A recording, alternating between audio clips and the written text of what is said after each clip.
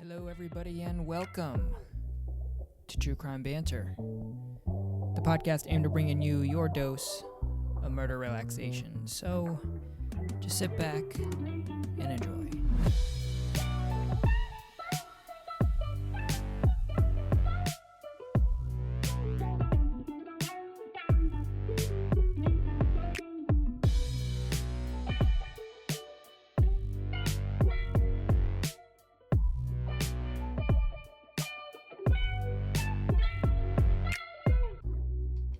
Hello.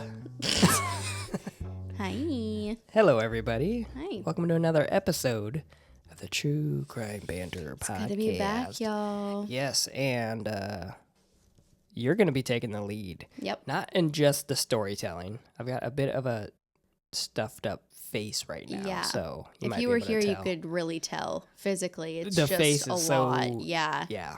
I'm looking at it right now, and I'm trying not to, but it's Just like everywhere I look, it's like right can't there. take Just your like eyes. super puffy, super Okay, ugly. now it's getting a little personal. Just kidding. Not only in the storytelling, but you got a shout out? Many. But don't worry. I'll keep them like brief and quick because this is kind of a long episode. But Okay. All right. yeah. Well, then how about we just go ahead and Okay. get right into it? I figured we'd, save banter for next time. So, I like the way you think. oh, thanks. I guarantee it. So for the first shout out, this is going to be like, there's a few message people that I said, I'm like, hey, do you mind if I mention you? And these last episodes, it just hasn't happened. So I apologize. Yeah. So some of these are kind of old, but the first one is a message from Luna the Royal Mutt, who messaged us saying that she listens to us with her mom, Jill, while they drive on the beach. She also recommended some cool cases to look into, so we appreciate you. The next one is, I believe, like a newer listener. So her name is Tammy Swenson Tammy. DeFabrides. Okay. DeFabrides. Uh-huh. Feel free to let me know how to say that. She messaged saying, hello, guys. I just discovered your podcast on YouTube. Oh. And thought I would hop on over here to Instagram to leave you a message. You two are so cute, and I enjoy your podcast. I've been listening for a few days now, and you guys are doing a great job. Thank you, and have a great day. Thank you, Tammy DeFabrides. I know. Yes, Tammy Swenson. I was going to say that. Yes. So thank you. And also, hi and welcome. And a while back, I had posted a story about wanting people to give me scary movie recommendations because I feel like I kind of saw everything. And so someone that messaged me with some really good ones was somebody that went by the name of Courtney. There's no last name or really any handle on it. So just Courtney. You know who you are, girl. That's the scary thing about it is that okay, whatever. She seems very normal based on her profile. She said to watch It Follows, which Riley and I did. Yes, that was fucking weird. Very and interesting. So weird. The premise is so funky. Go check it out. And she also recommended Barbarian, but I've already seen it like 4 times because it's very fucking weird, which is why I had to watch it again and again. That was a really good one. And then the movie Men, which was really good. That one I couldn't stop talking about. I have to say, if you like fucked up shit, you guys. I did not watch this one with you. Yeah. You would send me screenshots. Yeah. Or not even screenshots. You would send me like photos of the TV. Yeah. Of you watching it from the couch. And I'd be like, what the just fuck certain is this? scenes. And I'd be like in our little office second room there. And I'd walk out and be like, what? Childbirth. Yeah, it's really good. It was fucking weird. And then I watched like the Yeah. last 15 minutes So with you. good, you And I'm just guys. like, I don't know. Ugh. It's such a good slow build, and then it's one of those things where like you think it's gonna be like a classical or a classic scary movie, and they do such a good job of like it's also I believe like a UK film, and they did such a good job of like anything like quote unquote foreign. And it's unique because so good. aren't all the men in the show played by one dude? Yeah, which is also cool. another really good. Yeah, so good. Anyway, so that's a really good one. If you really like a good mind fuck and like a good visual mind fuck as well, do that one. And then the next one is another scary movie shout out from Catty Elizabeth. Thank you. Yeah, that one. Cat. She recommended Speak No Evil. And that one I actually haven't finished yet. When I was going back over my little shout outs, I was like, oh, I got maybe 30 minutes into it and it was super good, but I remember I had to go do something or whatever it was. Yeah, which one was This that? is the one I believe this is the one that she said was like Danish or something. But it's where this family meets another family on vacation, and then they end up like kind of having like a postcard correspondence, and then they're like, hey, you should come visit. And then when they go visit, right. they're a weird fucking family, and just shit happens, right? Yeah. So that one was a really good one too. Another like kind of foreign one, which they always just tend to be so much better. And then the last scary movie shout out goes to Alicia Simpson for telling me about Eden Lake. Ashley Simpson? Alicia, you fucker. Which, Eden Lake, which I have yet to watch, but I did see the trailer and it looks really good and very stressful, which is a really good sign. I've only seen a couple episodes of Yellowstone, but it has Beth. Is her name Beth Dutton? You've seen more than I have. Shit, oh fuck. She's like the spicy fucking daughter of... Oh, aren't they doing like some weird, I don't like, know, where dude. they I like... can't keep up. Yellowstone fans out there are gonna fucking kill me There's for like this. I'm fashion sorry. or like perfume based on Yeah, them because now, I which actually is almost weird. bought it because I was the one that told That's you what about it that. was. Yeah, You were saying 'cause that it was like it's smelled getting so great good. reviews. Yeah. So good, yeah. Anyway, Beth, I believe Beth Dutton. Anyway, she's in that too. Okay. But it's like a scary movie. It's like a couple are stuck at a lake or something and are getting terrorized or something. But I remember, I'm like, okay, I have to go back and watch it. So I'll message you, Alicia Simpson, after I watch it. But thank you. and your sister Ashley. Yeah. And then Jamie also messaged us. She was really sweet. And she said, don't get rid of the banter. She said, quote, it makes the heavy shit feel a little less heavy, end quote. So we appreciate the feedback and we agree. And she also gave a quick little scary movie recommendation too, like kind of a little side note thing in her message that said to go watch The Strangers, which is an old school one. That's like when you and I were in high school. That's when you and I always reference it. Like different modern movies kind of give you that feeling sometimes. Yeah. So that was a really good one. I was like, oh, I should go rewatch that actually. So yeah, that's the last of my shout outs for now. We'll do banter next time. I just had to get around to these shout outs. We have one recommendation. Well, what is that one movie that we watched where the girl from It Follows was in it as well? And she's in like Romania. Oh, it's called The Stranger? The Watcher? The Watcher. Yeah. It's in that was good too. Yeah, that's the movie The Watcher, not like the Netflix series based on like... Oh, no. Yeah. No. Yeah, that was a good I think one it's just as called well. Watcher, actually. Okay. Yeah. That was I a would really good recommend one that too. one, yeah, we started that one and then we didn't get to finish it, and then we yeah. went back to it and we were like, whoa. That's a good one too. Yeah, just a little premise of that one. That one is also supposed to like take place in, what was it, like? I think Romania. Yeah, this girl goes with her boyfriend, who I think is like an actor or something, and he's from there, right? So he's like in a movie from like in Romania, whatever. So she has all this time to herself. They like basically rented this penthouse or whatever, and she starts noticing that like some creepy things are going on, but she's by herself all day. No one believes her. No one else sees this thing she's seeing, and it's really, really good actually. Yeah. That was an enjoyable one. Yeah, so here we go. Tons of recommendations. All right, there you guys go. And if you guys don't ever say I didn't do anything for you. In fact, just a quick follow-up. I think we already followed up on this last episode, but we had a dishwasher question a few episodes ago, and a lot of people agreed with us. So many people. You pre-wash the dishes before you put it in the dishwasher. Yeah. And then who said it? Oh, I'm so sorry. Someone messaged me saying like you're supposed to. Oh. Yes. Bison? Okay. Someone Bison? I'm so sorry. Bryson. No.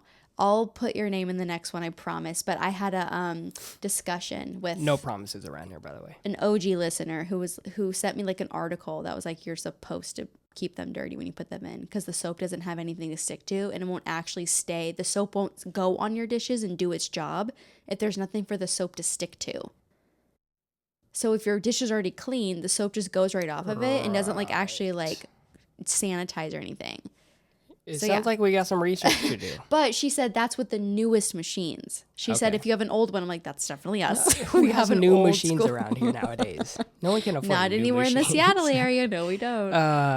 The reason I brought that up, though, is because I think on this episode, I'll post a question. I don't know, any scary movie recommendations or like really good movies that are like thrillers or psychological anything thrillers. In that. Yeah. Yeah, if you have anything to recommend, I'm going to... I guess leave a question for you. You guys can leave your answers. Oh my god! And I'll pin this. our favorite ones. Anything that I can watch to like distract me from doing the dishes or anything else. Oh yeah. Okay. Well, yes. Thank you to all of you. Yes. Thank you. I guess listen, follow, recommend, anything actually engage with us. at all. A few weeks ago, I posted that we were Yeah. really close to like 300 subscribers on Yeah. YouTube, and like instantly we got what we needed to Yeah. hit that. And now we're past that. I on the way to hope 400, one day we so. look back and laugh that we were ever concerned about 300. Be like, wow, we really thought that was a lot. I hope one It day. is a lot, though. It I'm is. saying it is No, a lot. it is. So Yeah. So thank you, everyone. Yeah, that From takes 1 effort. to 300, Exactly. any of you, thank you. I think we're well over. One of We them are might at be least me, one but it over doesn't 300. matter. Thank you to myself. Who And cares? 3 of them might be me on different accounts. So anyways, yeah, thank you all. I know we've got some big life things coming up. So that's kind of why we've been a little distracted the last few weeks. Yeah. But we're getting our groove back. So trying. Thank I feel you like all it's for like the hanging 20th out. time we've said that, but we can have 20 grooves. It's cool. Ask, what's her name? Stella, just don't exactly. just ignore him, everyone. Anyways. Okay, let's just do this. All right, let's get to the episode. Thanks for listening, watching, and all of it. And doing all that things. Yep. All right, here we go. This is the case of Jessica Johnson.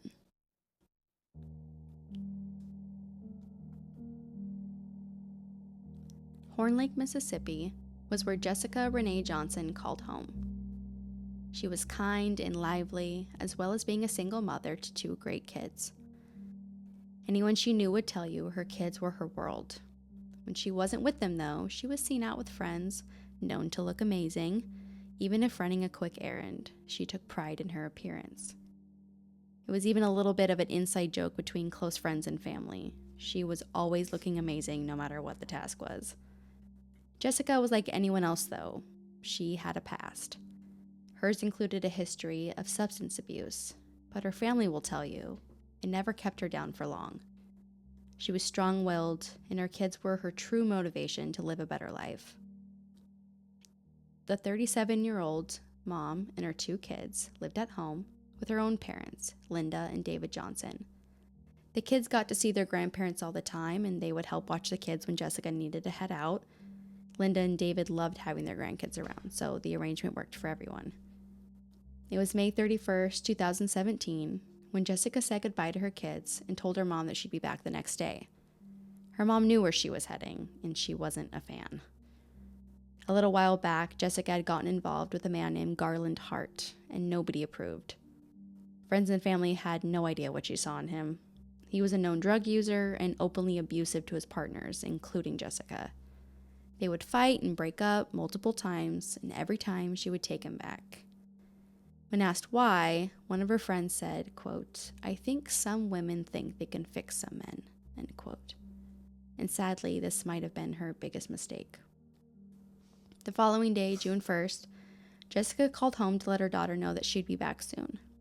She was extremely reliable and always kept her word. So when hours went by and she didn't show, her mom and children started to worry a little. She had always been easy to reach, making sure that her phone was always nearby in case her kids or parents ever needed her. But multiple calls and texts went unanswered, adding to the worry. She was a grown woman, though, and if she wanted to stay out an extra night, there really wasn't much they could do about it.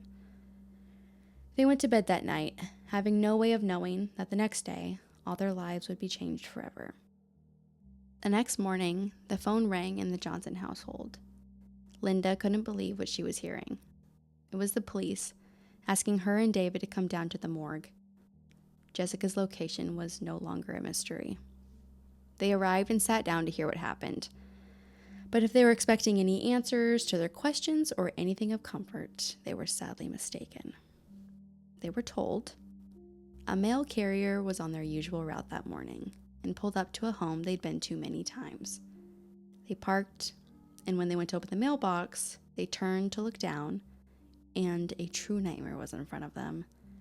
In the tall, overgrown grass underneath the mailbox, a woman's clearly dead body was slumped against the post, held up only by what appeared to be a string around her neck. Terrified and I'm sure in shock, the mail carrier panicked and called another carrier to come to the scene. The second employee then called the cops, but not before snapping a few pictures. Whether this was some morbid fascination or taking pictures as some kind of liability or precaution, we're not sure. When cops arrived, they were greeted by the same gruesome but also very confusing scene that the mail carriers witnessed. Yeah, I remember. I don't know if I was that second mail carrier. I don't know if taking pictures would have been the first thing I would have thought of doing. Yeah. Maybe. Although we'll learn. I mean, it kind of came in handy a little bit. Like, the rumors of the yeah, police in that area. Yeah. Maybe it was incentive to do so, but yeah, when I heard that detail, I was like, this is kind of And I don't know if it's different. like a liability thing. That's why I said that, where if something came out later that like something was moved or touched or something, they took a picture of what they saw when they arrived, so that if something happened after that, they weren't like try to be framed for anything. I don't know. I don't know. I was gonna say this is 2017, so pretty recently. I mean, 6 years ago, but still in the day of technology, pretty recent. Yeah.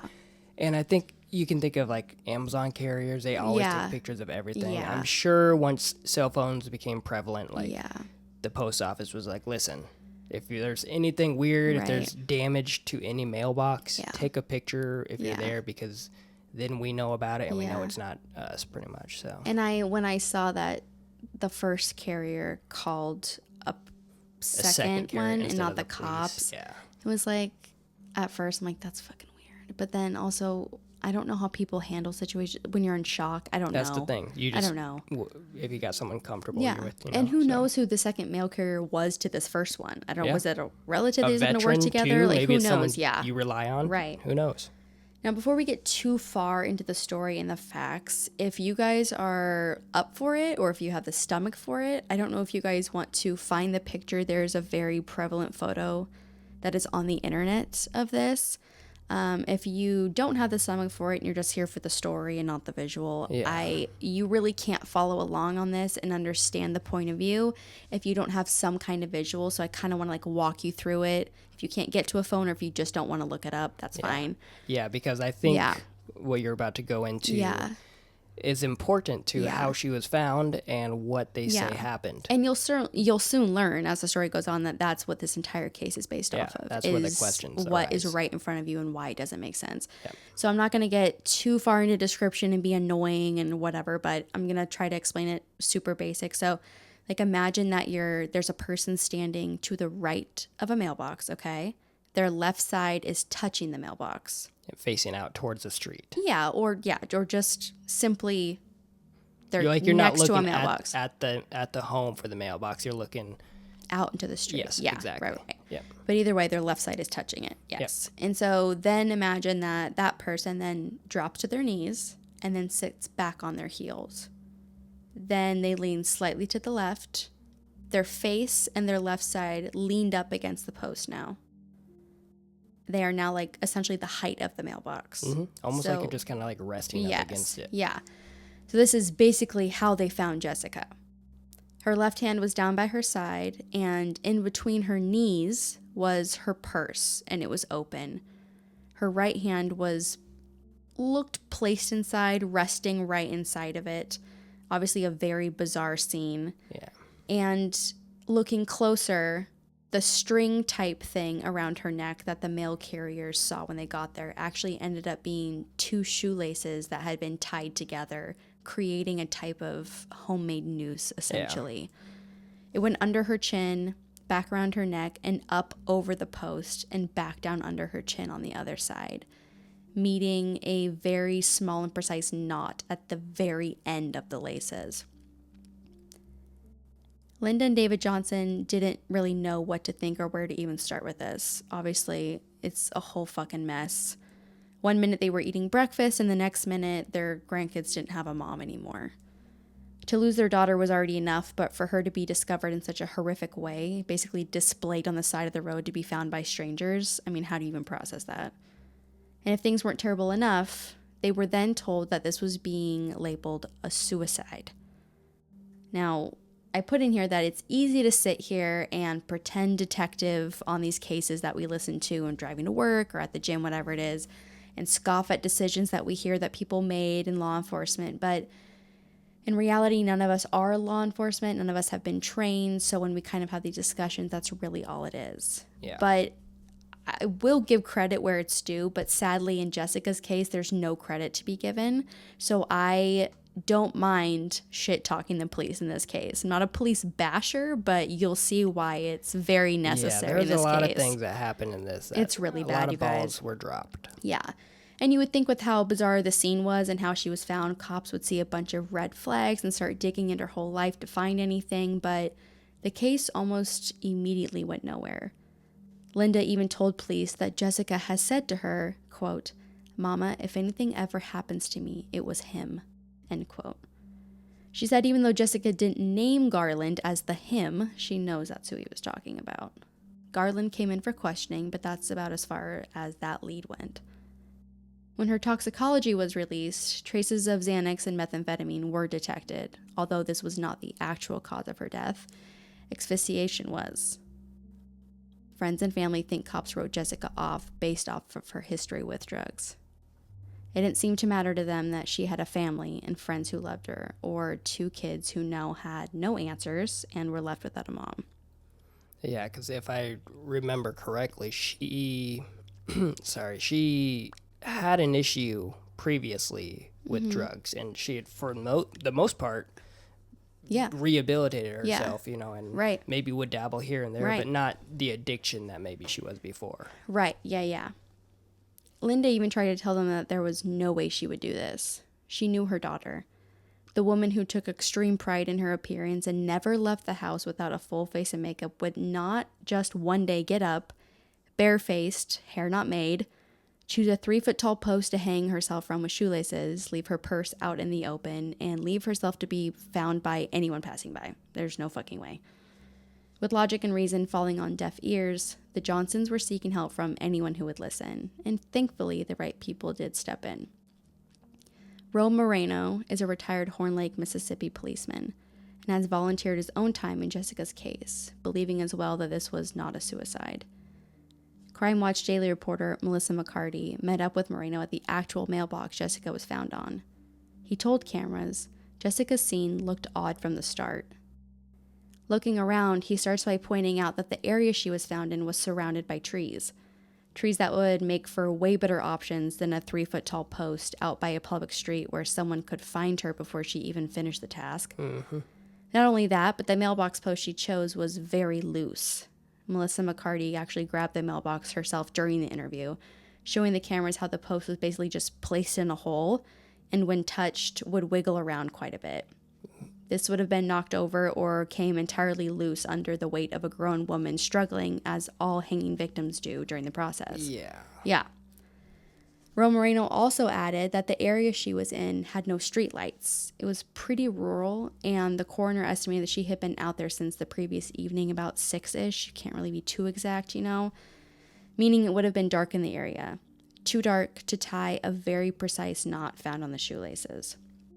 And that knot was like right at the very end of the shoelaces. So there's no I'll just, throw it together. It was like, nope. Yeah. It's going to go right here. And it was actually explained that, how it was explained is that Jessica would have had to be in the position in that she wanted to hang from the very start, and then tied the knot while it was away from her eye line in the dark. So she wouldn't have been able to see the knot she was tying, not only because it was dark, but because it was placed away on the side around her head, so she couldn't even see it. While also being on methamphetamine and Xanax. And she would have been going entirely based off of feel or under the influence, right? So they stated it's not impossible, just extremely unlikely. Moreno isn't the only person lending his expertise to the Johnsons. Forensic scientist Dr. Maurice Godwin has been helping too, adding to the mounting group of people who believe that this was a homicide and fighting to get the case turned around. Godwin has decades of experience assisting in many high-profile cases, including Casey Anthony, finding things that other people can't or won't. He completely disagrees with the coroner's suicide ruling for Jessica, stating, "It should be marked off as a homicide, but at the minimum, it should be changed to undetermined." Godwin sat down with Jessica's parents and explained why, in his professional opinion, this was definitely not a suicide. Besides the glaring oddities that everyone sees, while looking at crime scene photos, he gets detailed and points out that the shoelace noose was found resting on a part of her throat where the Adam's apple would have been. He said from that height, it would not have been enough pressure to cause her to even pass out. Adding to the bizarre placement of the shoelace noose, because she was slumped down, the shoelace was at an upward angle, holding her against the post.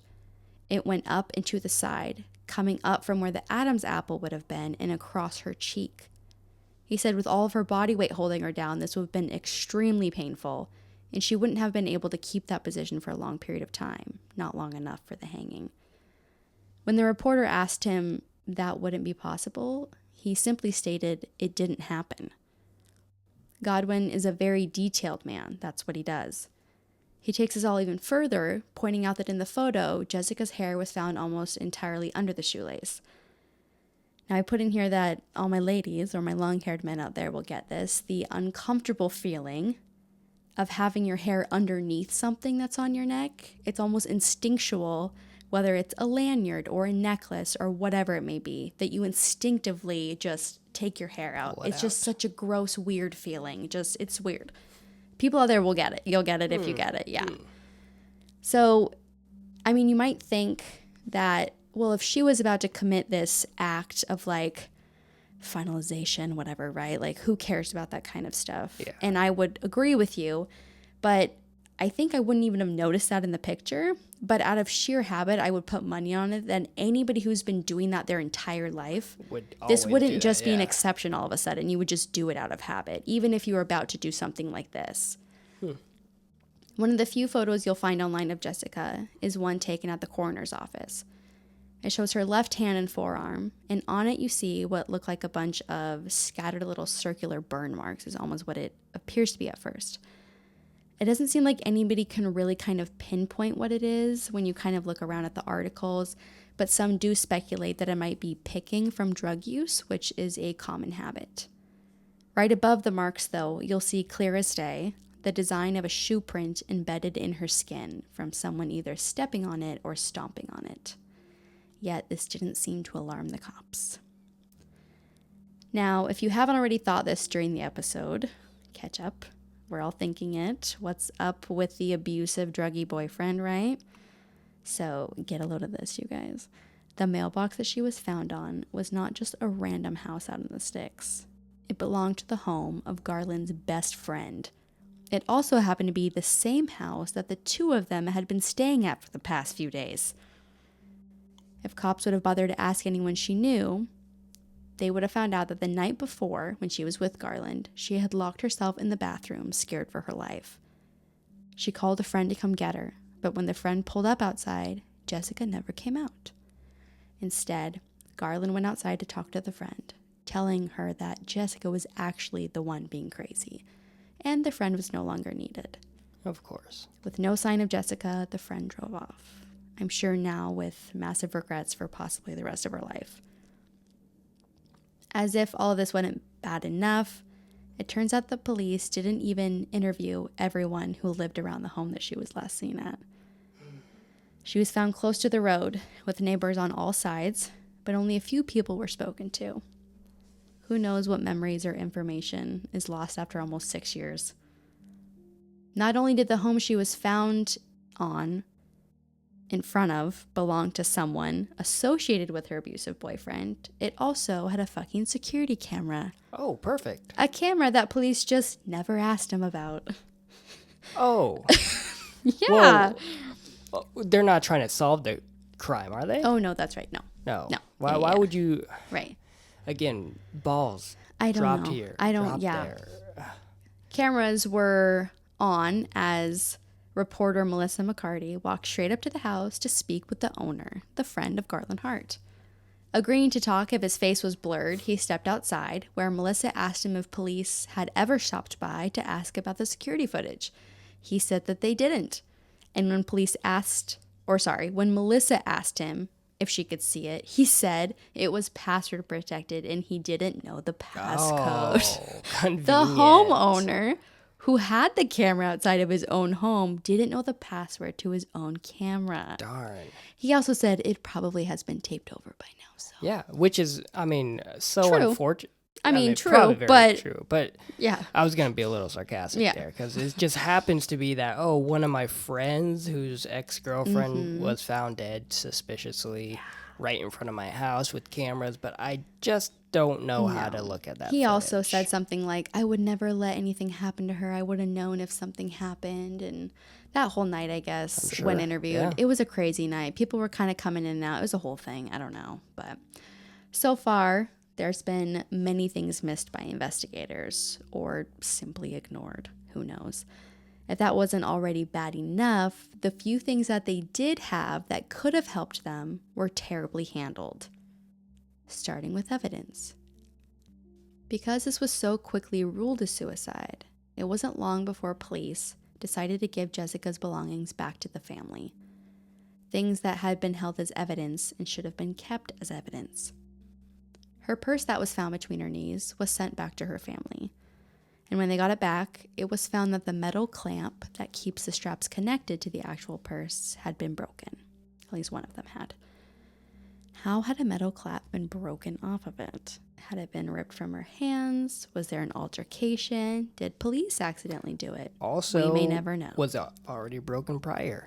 The thing is, no woman carries around a purse with a broken clamp. But it wouldn't even be a purse anymore. I agree. Yeah. But the thing is, none of us know this because another ball gets dropped and the police don't want to pay attention to this stuff. And I'm sure if they had asked her mom, because she saw her walk out the door with the purse. That's all you got to do. Was she carrying a purse with no strap? I mean, I don't know. Unbelievable.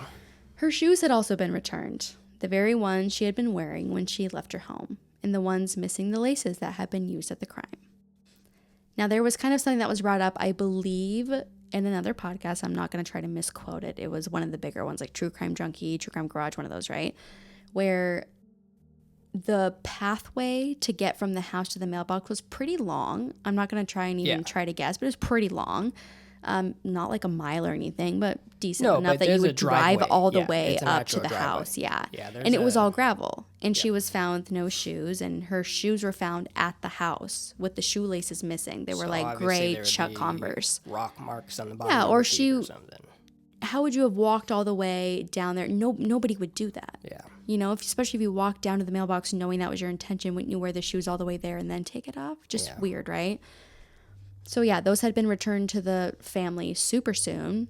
I mean, it's not stated if those were ever DNA tested. And if there was any hopes of DNA being found on the shoelaces, they'll most likely never find out because the laces mysteriously vanished. Darn. Mm-hmm. I mean, it's okay though, right? If we just lose evidence. Yeah, arguably the most important piece of evidence in this case will never be seen again. Not only was evidence lost, but it was also destroyed. The clothes that Jessica was found in were sent to the morgue in a biohazard bag where they were burned. Dr. Godwin is confused about this because based off of the reports and all the things he's seen, there wasn't anything found on the clothing that would deem them as hazardous or biohazardous material. It wasn't stated there was any blood found or anything, so he's confused why. And then burned. Something else keeping anyone from answers is the fact that Jessica was cremated. In their grief and confusion and sadly lacking the funds, it was decided that Jessica would be cremated instead of being buried. Her parents have mentioned the immense regret they feel, but at the time it made the most sense for their situation. So, believe it or not, Garland has never been named as a suspect, but neither has anyone else. During her interviews with people that Garland knew, Melissa McCarty tracked down Garland's current girlfriend, who seems to support him. Talking with the cameras pointed away for privacy, she said he could have never done that to her. He loved that girl. When asked where he was, his girlfriend said that he was actually at court that very moment for a hearing.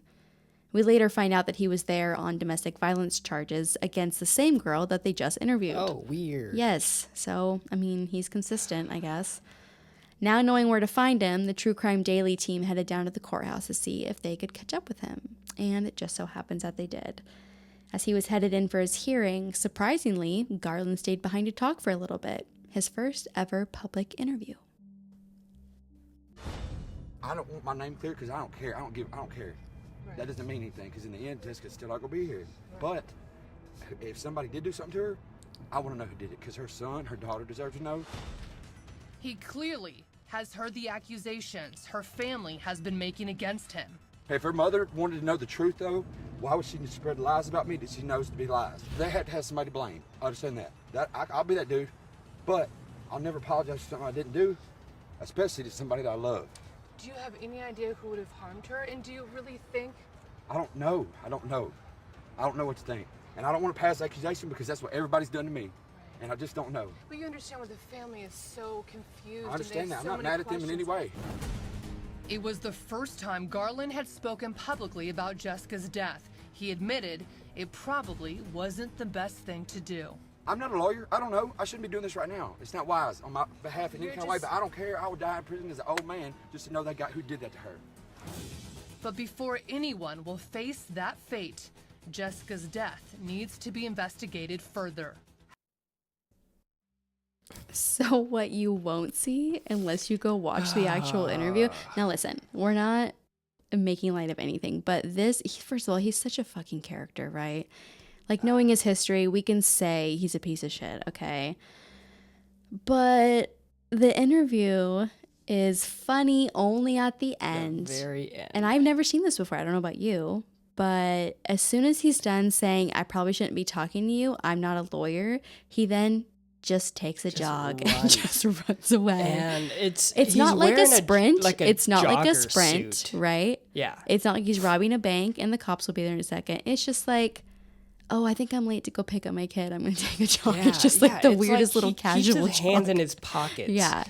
And it's like, I got to move quickly, but I don't want to be like super loud or obnoxious. Yeah. It's just like, I'm just going to like take as big of steps as blend I can in with the quickly. runners of the city. It's just, so weird.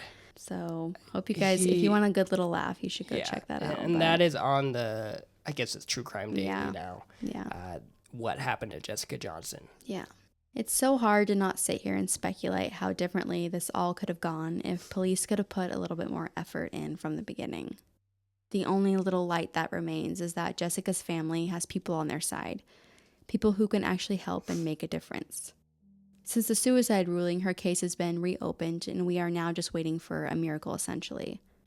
With crucial evidence lost, mishandled, destroyed, or returned to the family too soon, I'm not sure what police can really do besides wait for a confession or a pile of circumstantial evidence to line up perfectly so someone can be brought to trial.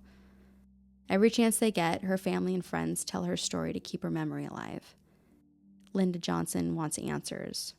Sure, it was her daughter, and that's a heartbreak all on its own. But she wants the ruling changed and justice delivered so that her grandkids can have some closure. She tells them all the time, your mother did not do this. She would never do this to you guys. But until there's someone behind bars, I guess the fight never stops.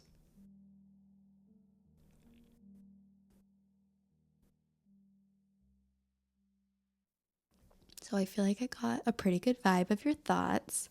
But anything else you want to add? Pretty sure we're on the same page, judging by the rage in our eyes from across the table. Yeah, I think one of the things that we kind of, I don't want to say pressed the issue on was just all the malpractice, I guess, from the police. Yeah. But the one thing that I keep thinking of too is not really the autopsy, but gosh, I'm blanking on the person who decided it's a suicide. It's a coroner. Coroner, sorry. Yeah, it's okay. I feel like that is a big issue with the case because, I mean, kind of you alluded to it a little bit there, but if it's a suicide, where is the incentive to find a suspect? What do you mean? Like, I'm sorry. If it's deemed a suicide by the coroner, the police, right? I mean, they already, like I said, they're looked down upon kind of right. with how they choose to go about things. Yeah. But 6 years later, you see this file and whatever, file and it just says suicide. Yeah. Where's the incentive to be like, let me look into that case? Now, granted, this is a popular, I don't want to say popular, but this is a controversial situation where there's a lot of questions around it. Yeah. But you still kind of go back to the coroner deemed it a suicide. Yeah. And I get that the death was by asphyxiation. Yeah. Well, specifically was asphyxiation by strangulation, which is the same, I think. Right. I'm not a fucking doctor, right? But right. That the question is though, does that match up with the evidence provided. Right. So I was thinking about that, and I'm like, I'm trying to think of ways that you could make one thing look like another thing, right? Where you could see something as a doctor. Choke someone from behind with it and then make or use it. They've actually disproven suicides before when people have done the same thing, where they have strangled someone with a rope, and then after they did, tied them up and made it look like a hanging. I've seen that before too, where they match up a straight across strangulation with a hanging, the angle, right, of the bruising, blah, blah, blah. But in this case, I'm thinking, could she have been suffocated? Could he have put a pillow over her face when she was high or something, where you don't see any evidence of it? But then you can hang her up. You can, this sounds so bad, I'm sorry, you guys, but like, you could have like someone help by holding her and then you putting the shoelace. You know what I mean? Yeah. I mean, obviously we're just exploring how if it wasn't suicide, you know, where, because you would see finger marks, but also like the picture that you see of her is not close enough for you to really get a close. It's from like the point of view of someone standing above her.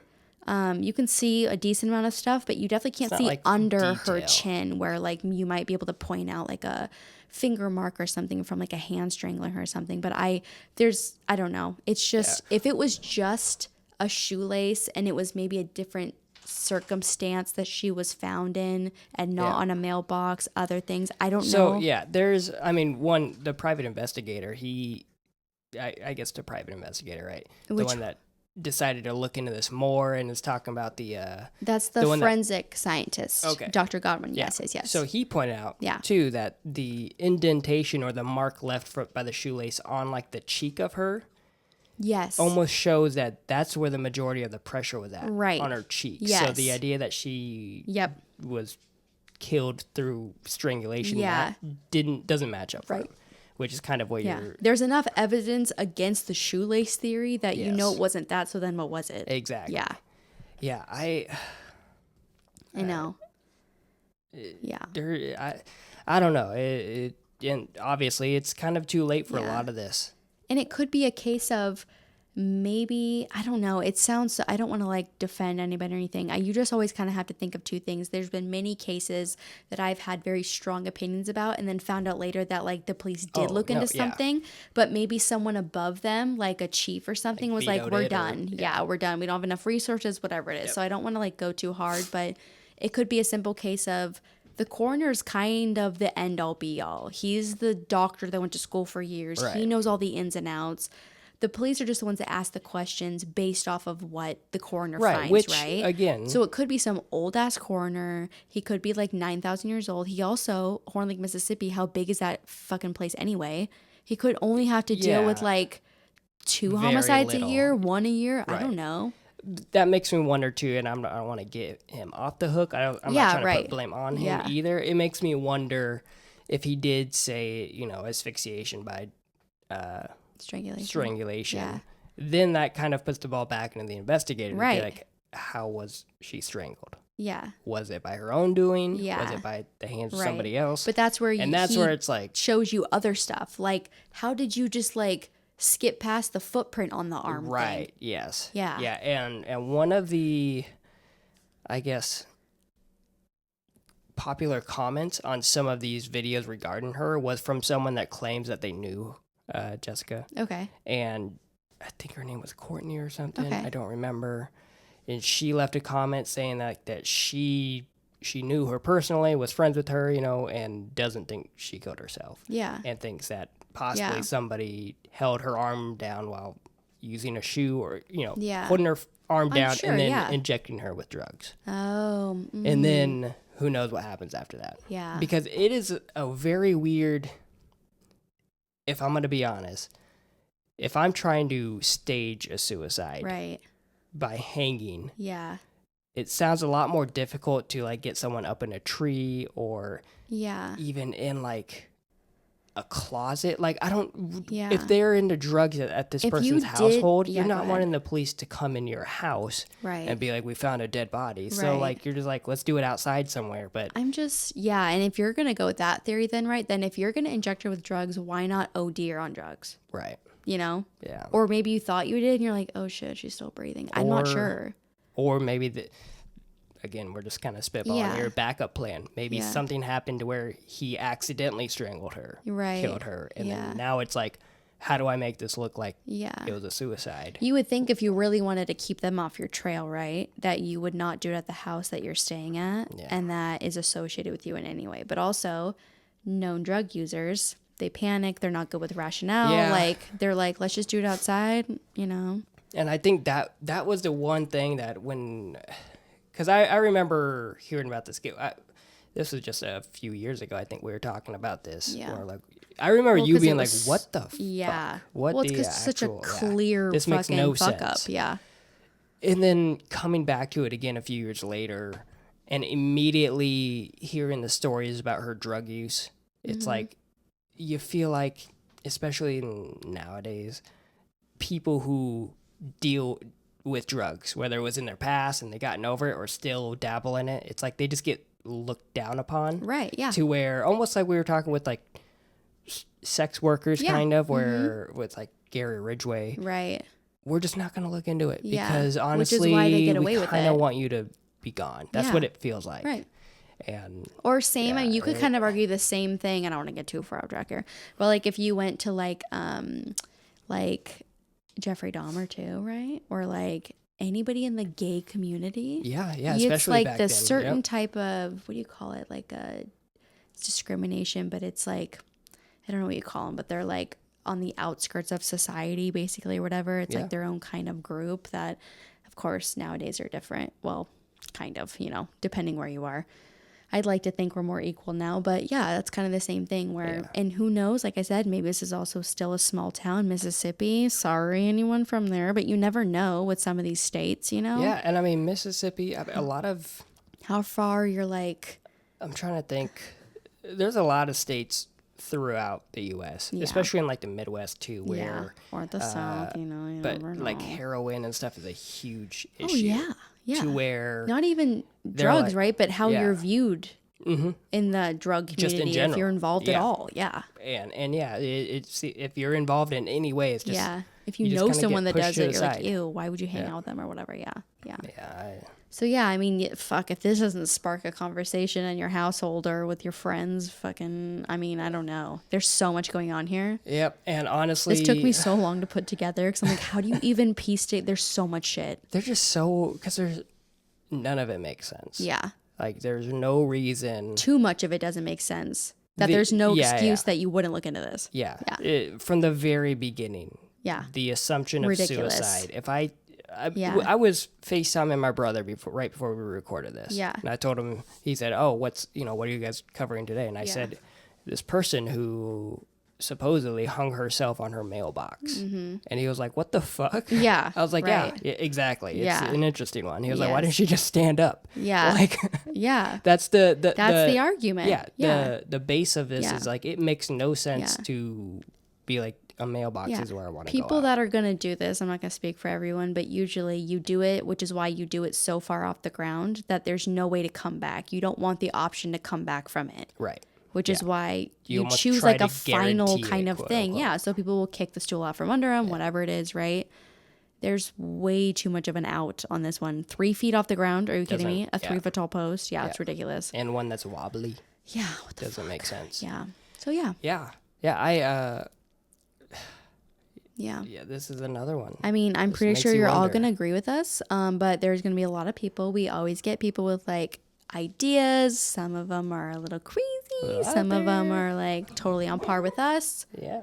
But I want to hear all of them. Like, tell me the crazy ones, even if you think it's not crazy. Like, who knows? Yeah. Or do you really Yeah. think the reality of it is she decided to go out this way? Right. And do you think that's a good way to go out? I don't know. Yeah. That's just a weird thing. Yeah. Yeah. Well, thank you. Like you said, it did take you a while to get through this one. By no help of me at all. It's okay. I did nothing for this. It's all good. I appreciate you. I think we all appreciate you. Yeah. And this has been another episode of the True Crime Banter podcast. If you guys have any scary movie recommendations, Yes, or thrillers or like dramas. send or us a message, leave a comment, suspense. or on Spotify, answer the question under this episode. And I think that's it. Yeah. I think You're going to join me on the next one, right? Maybe. That's We'll the see. plan. if we're lucky. Oh, I'm doing a local one. Oh, I just need my voice to come back. Okay, so. we'll see. So stop talking. Oh. Yeah. Okay. Okay, thank you. All right, well, this has been another episode of the True Crime Banter podcast. Bye. We'll talk to you again everyone. later. Goodbye. Adios.